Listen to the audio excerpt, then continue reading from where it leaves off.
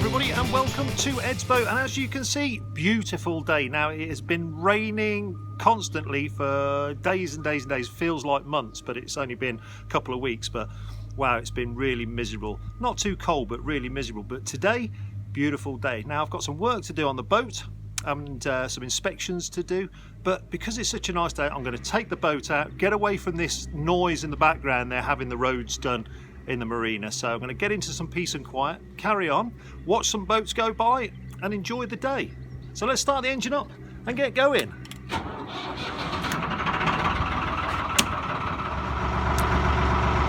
Well, all the rain we've had has washed a lot of debris into the canal. There's lots of sticks and stuff, as well as litter, I suppose, all been washed into the canal. It's going to take a little while to sort that out, but it's a beautiful day and it's warm, and it's a sign that spring pretty much is here. I don't think we're out of all the bad weather yet, but it is a sign that spring is coming in and the cruising season is pretty much about to start full blast.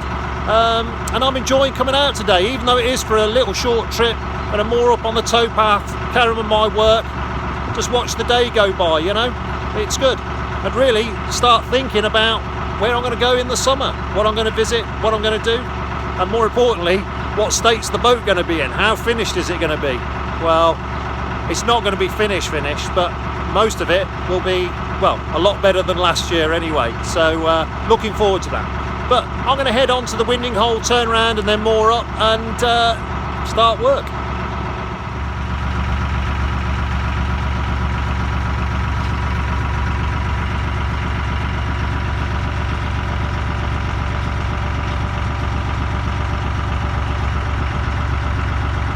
Well, I'm moored up on the towpath and it's a beautiful day. It's fantastic. Doing some work inside the boat, just fancied a change of scenery, so I thought I'd just come out here, watch some boats go by while I'm moored up, say hello to a few people, you know, just enjoy the nice weather because it has been terrible. So I'm going to nip inside the boat and get on with the work, but in the meantime I had trouble with what I thought was a gas leak and I needed to investigate it.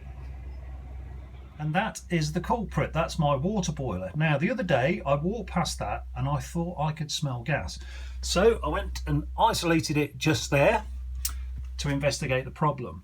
I ended up having a quick look at it and putting some soap solution around the joints to check for leaks, and indeed I found a very, very small leak. Not enough to make a smell, to be honest, but it was there and I sorted it out. But it's all very well detecting a gas leak and then fixing it, but you have to test for it.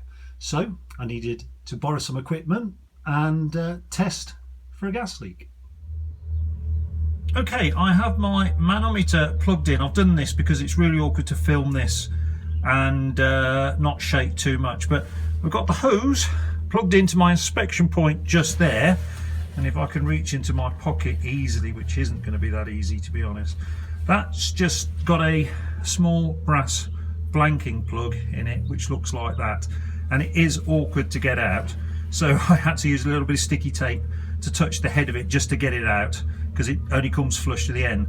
But once we plug that on, we can then open our gas valves and have a look at the water level in the manometer. Now, I'm not sure if you can see this, but the water level for the manometer is there, and what will, if it will focus, is there, and what will happen is one side will rise up and the other side will drop down and give us a reading. So first thing to do is to open the gas valve on the cylinder all the way fully, and then we'll just open the isolation valve and you will see that the water level has now jumped up and it is reading approximately, go on, focus, approximately, come on, focus, just over 45, nearly 46, round about that. Now we're not really interested in what that is. What we're interested in is the difference. So in a minute I'm going to turn all the gas valves off, well the cylinder valve off, and just seal the gas in to the pipework inside, and we'll see if that drops. So it doesn't matter what the volume is. So I'm now going to shut the cylinder, shut it nice and tight, and then everything's on inside, and we'll have a look at that water level. Come on, focus. It's not going to focus easily. but if I can get a bit more light into it, it might help. And we're looking to see whether that water drops. See, well, the water level is just there, look, and we want to keep that as level as possible. So at the moment that is staying perfectly still, which means the gas is in the system and it's all sealed in perfectly. And we're going to come back in 5 minutes and see whether it's still there. So what's the reading? Is 45, just under 46. If I get down a bit level, you'll see that it's round about just under 46. So when I come back, hopefully it'll still be there. Okay, I'm back, and I've actually given it 15 minutes because I had other things to do as well. Just gonna have a quick look at the level. That's focusing much better. I've cleaned the lens, and it is still just over 45, just under 46. So in 15 minutes, that's actually really good. So I'm pleased that I've got no leaks. So it's just a question of putting it all back together. Okay, that is tightened in. I didn't film that. That is way too fiddly. Now I'm going to turn the gas back on. Oh, come on. So we undo that, let the gas out the cylinder. May as well turn the gas on inside as well. And then just with a little bit of soap solution, just in a cup and a brush, just going to paint that over the front of here and just see. Oh, I don't even film that. I'm just going to paint that over there. We're going to see if we've got any bubbles coming out of it. Can you see any? No.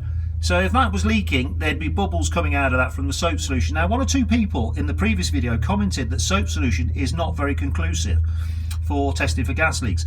I totally disagree. I think it is very conclusive. It is very, very sensitive soap solution. It will blow bubbles even with the tiniest leak. It's not very scientific and doesn't tell you how much of a gas leak it is, but it tells you whether you've got one or whether you haven't. And I've painted the soap solution in there and I don't appear to have one. So I'm happy that everything is working right and my gas system is tight and I've got no leaks and the boat is as safe as I can make it for the time being. Well, that is my gas leak sorted out. It was a very, very minor gas leak, almost undetectable, but I did pick it up.